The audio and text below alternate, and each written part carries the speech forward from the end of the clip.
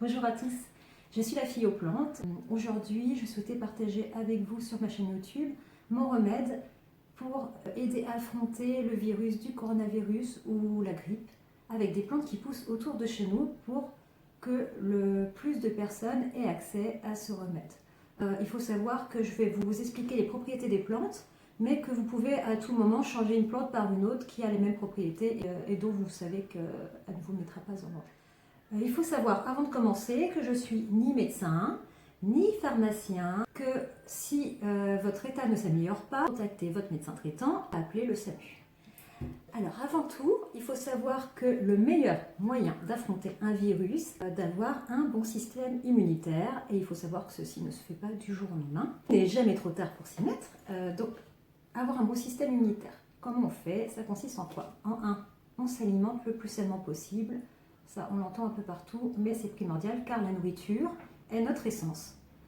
En deux, eh bien, on essaye de se reposer, de prendre soin de soi, on s'écoute, on écoute son corps et on essaye d'avoir un sommeil de qualité.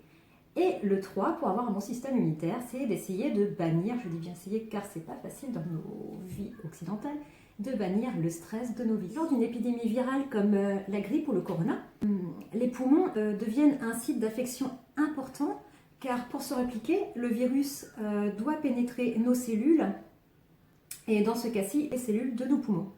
J'ai donc réalisé un remède à base de plantes qui stimulent et soutiennent notre système immunitaire, mais également des plantes antivirales, puis des plantes sudorifiques, c'est-à-dire qui augmentent la sécrétion de sueur, car la sueur va évacuer les toxines.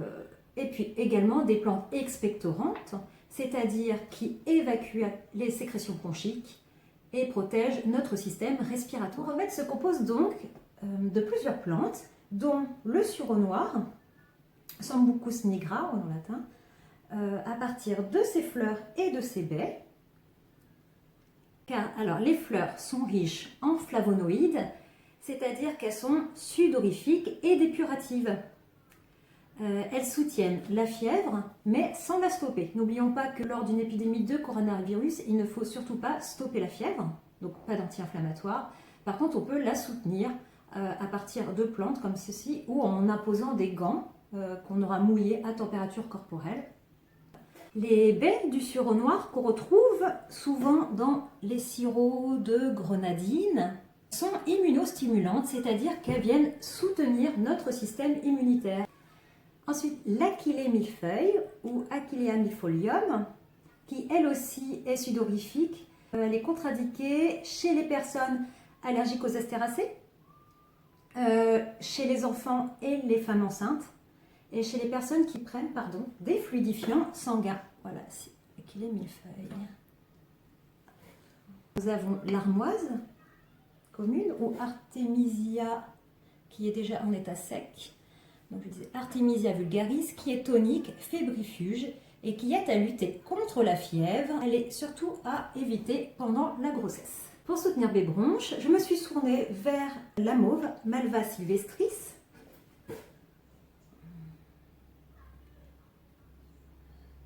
Ça c'est une fleur de mauve que je viens de cueillir et à l'état sec, qui est adoucissante, pectorale et elle a une action antitussive.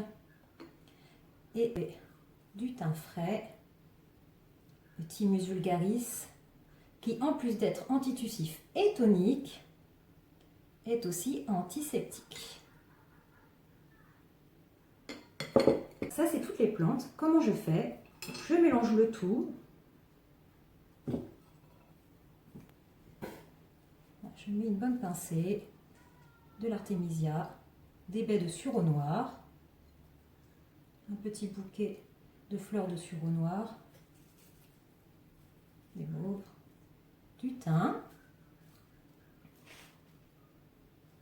et mon petit bouquet d'Achillée que je vais ajouter amour et merci. Mon eau redynamisée, environ 1 litre.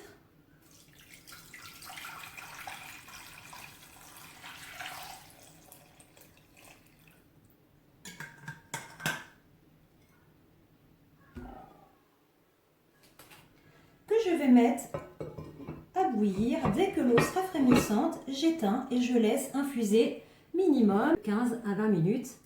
Voilà, à côté de la tisane, repos, repos, repos. Si vous avez de l'huile essentielle de Ravinsara chez vous, n'hésitez pas à en mettre dans le col. Si vous avez de la fièvre, à prendre un bain moins 2 degrés votre température pour faire descendre très doucement la fièvre. Et dans ce bain, vous pouvez ajouter des aromatiques que vous allez mettre à frémir et après que vous allez verser dans votre bain.